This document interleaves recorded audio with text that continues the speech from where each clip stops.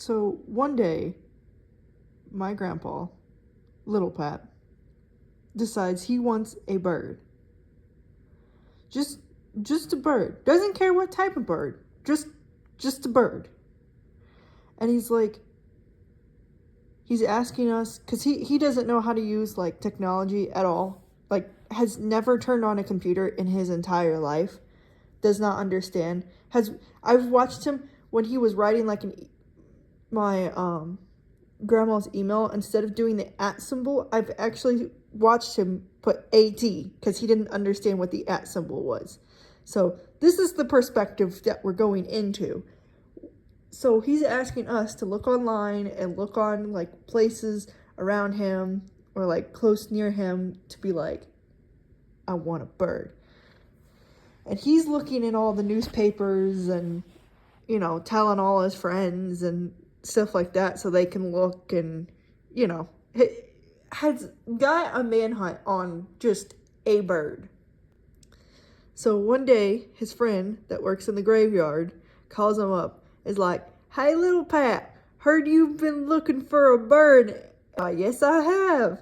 Well, the graveyard has, this week, we've had a chicken just show up, and I've asked all the locals that live near the graveyard and like even a little bit further, and this is no one's chicken.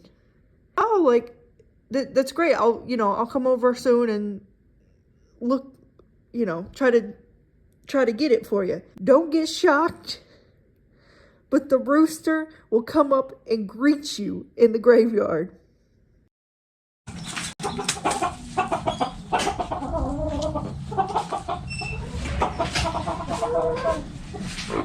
The locals like having them in the graveyard, but trying to do maintenance and everything else, I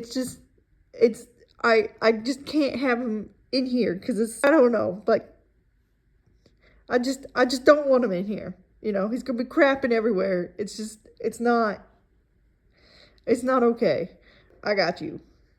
So my grandpa tried to lure it with treats, but he wouldn't get that close. Like he'd get kind of close, but he was like not gonna inch up like to where you could like pet him or grab him.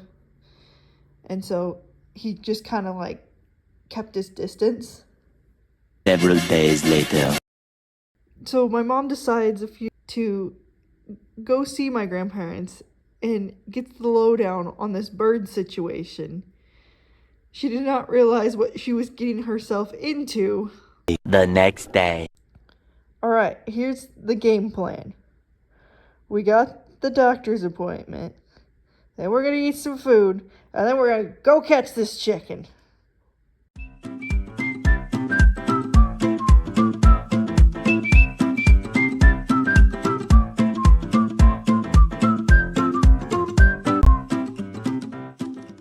So they get to the graveyard, and they are running around the graveyard, like, everywhere. Mind you, my grandpa is, old. It's what happens when you're a grandpa. You just keep getting older and older. And he should not be running around the graveyard. Like, it's tripping hazard. Like someone's gonna fall. If I was running around the graveyard, I would probably fall because I'm clumsy and like hit my head on something, or just he should not be doing this. But I digress. The man is on a mission. What are we gonna say? No? But this mission failed. So they go back defeated and they go home.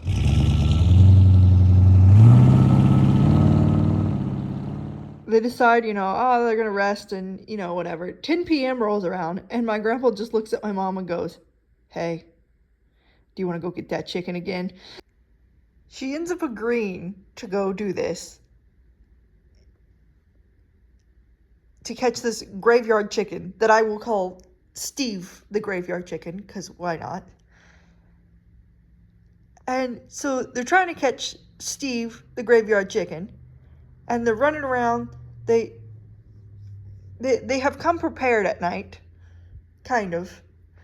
They have 2 flashlights so they can see, so it's not as dangerous running at night in a graveyard.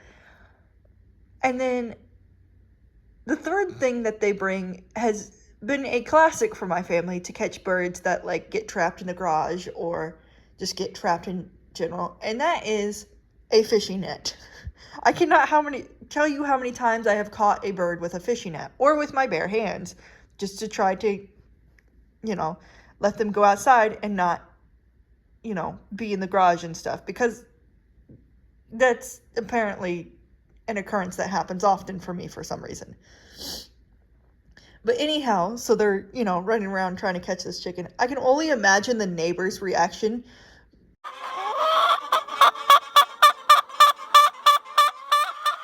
Margaret, what is that sound?